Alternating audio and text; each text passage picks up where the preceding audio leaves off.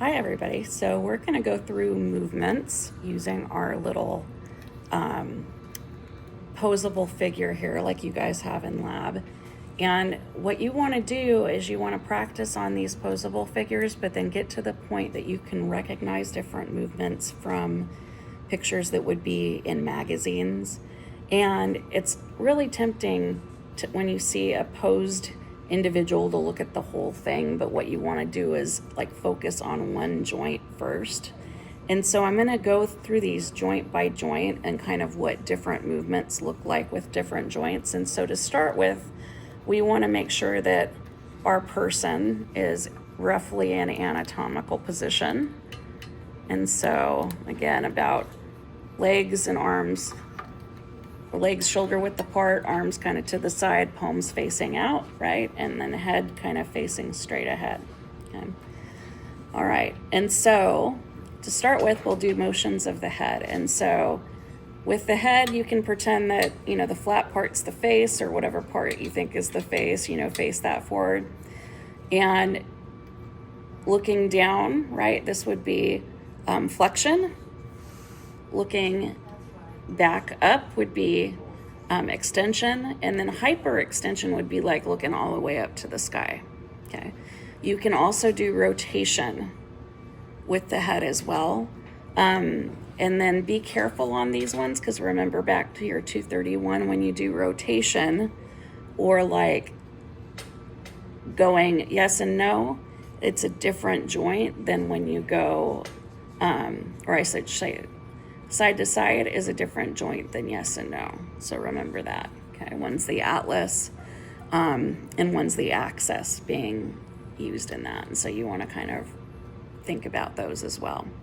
One of the things that you'll see in the muscles that you want to think about too is when you rotate your chin to a certain side, and we'll review this in a little bit. It has to do with using both sternocleidomastoids, or one at a time is the muscle that does it. And so if you look one way, the opposite sternocleidomastoid does the work. And if you look the other way, it would be the other one. And then if you flex, it uses both of them. Okay. So that's for the head and neck. Now, when you're talking about the arm at the shoulder, this is usually what's called the arm, because it's like the whole thing versus like the elbow or the wrist.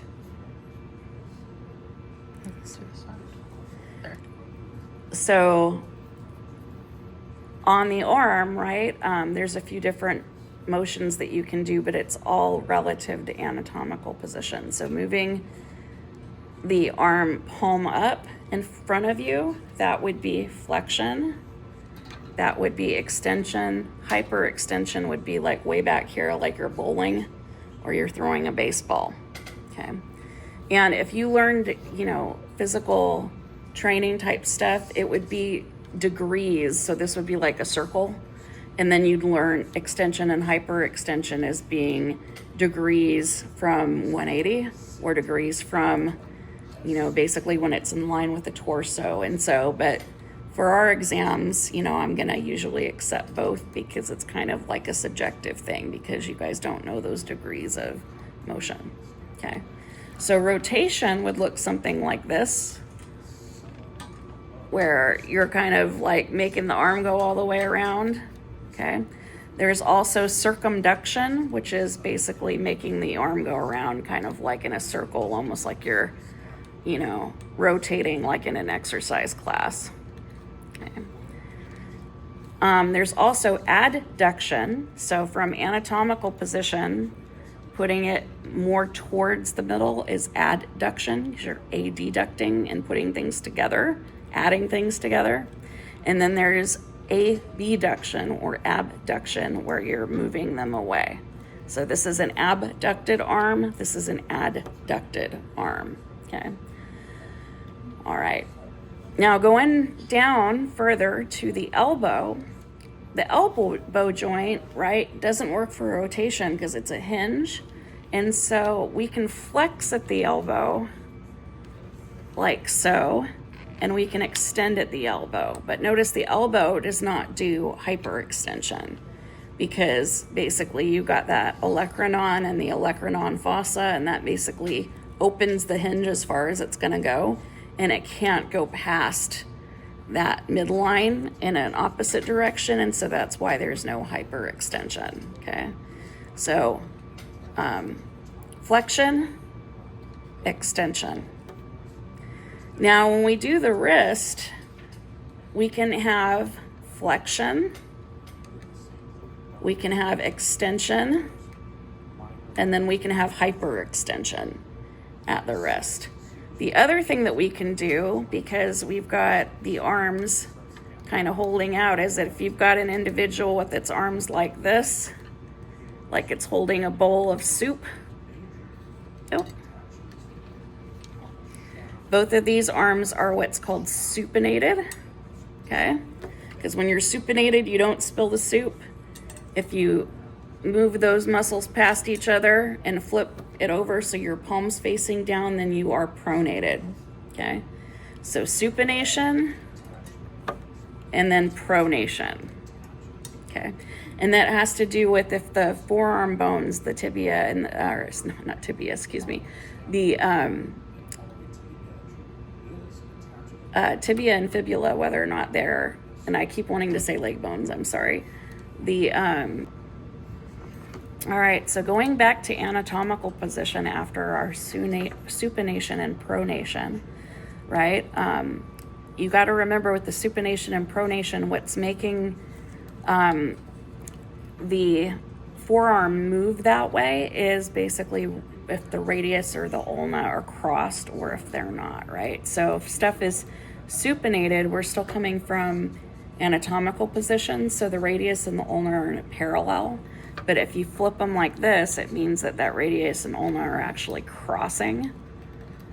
And that is what enables that rotation so that the palm is facing down. Okay. Now with the wrist, we can do a few different things. We can do flexion, we can do extension, we can do hyperextension, right? We can also do rotation. Okay.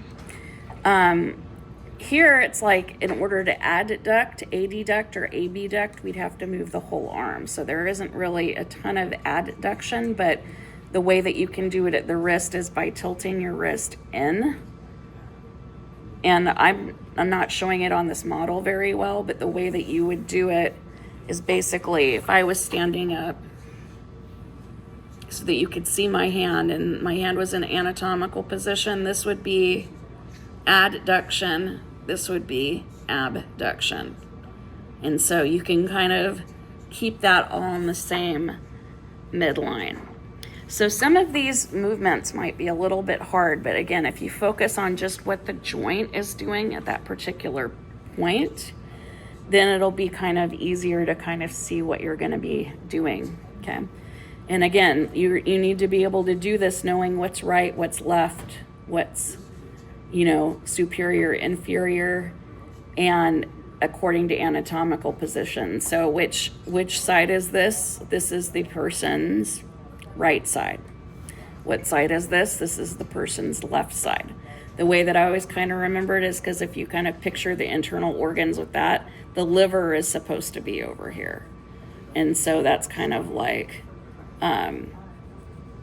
the way that I remember that that's the right side, but you guys can have your own landmarks for that. Okay. Now, talking about the waist, right? Bending at the waist. If you bend forward like this, right, that's flexion. If you're just doing this type of thing, that only uses your rectus abdominis, which I'll remind you of in a little bit. But if you do this type of thing, like where your knees are up, not necessarily facing out, but that you've got your knees kind of like here, like in a crunch position, or you've got your legs flat up like that, the movement of your legs up at a 45-degree angle or a 90-degree angle, along with your abs kind of contracting, also uses a muscle in your back called your psoas, okay? So this is what we mean by just flexion at the torso or flexion at the hips, or I should say torso. But this is what we mean by like folded leg on trunk on a couple of those labs is kind of more of like that position. Okay. Now that's flexion. So extension would be something like this or like that. Hyperextension would be like you're doing more of like a back bend. Okay. Now flexion at the hips, and you can do rotation too around your waist, right? Now at the hips, this is kind of like more of talking about moving the leg, right? And so you can do extension, you can do flexion, you could do flexion. I said that backwards. You can do extension or hyperextension, like you're going way back to kick something or you're getting ready to do the splits, okay? And so those are the movements at the hip. You can also do rotation, going around in a circle, and you can do that medial rotation or lateral rotation. I didn't show those on the arm, but the arm does the same thing, right? If it's medial, it's going towards the midline. If it's lateral, it's going away from the midline, okay? And then you've got, of course, because your legs are supposed to be shoulder width apart in anatomical position, so any movement inwards is going to be an adduction. Any movement outwards is going to be an abduction. Okay. And then part of the way that you can kind of see rotation in the hip, but also the knee, is kind of like positioning of the foot. And I'll kind of show you that when we get down to the knee, okay? But those are the major hip movements. Now, when we are at the knee, we've kind of started with this kind of idea that, in embryology, right, there's a lot of the body that is in the flex position, right? So if we put this kind of like in the fetal position, when you are a baby, you are very flexed and forward like this in utero. But then you slowly lengthen out. And so a lot of the anterior part of our body up to our knees is pretty much muscles that are flexors. So the anterior side of the body, the arms and the thigh, are the flexor muscles in general. The posterior part of the body tends to be extensors, right? And if you're having trouble visualizing this, just think that in order to move the bone, right, in a lot of cases, the muscle is shortening. And so if you shorten the muscles on on the anterior side, they're going to cause bending forward or flexion, right? Or flexion this way. But if you bend a lot of the muscles or shorten a lot of the muscles on the posterior side of the body, they're going to cause different kinds of extension, like that, okay? Where you get kind of turned around is your knee joint. And the reason that is because during embryonic development, your legs started out kind of like this way. If you can kind of see the feet at the bottom. Okay, so here's the figure's feet in case you can't see it from that angle. Okay. And then your legs rotate to give you what you have. And so what that does is it kind of messes with where the flexor compartment is and where the extensor compartment is. And so if you're going to flex at the knee, this is flexion.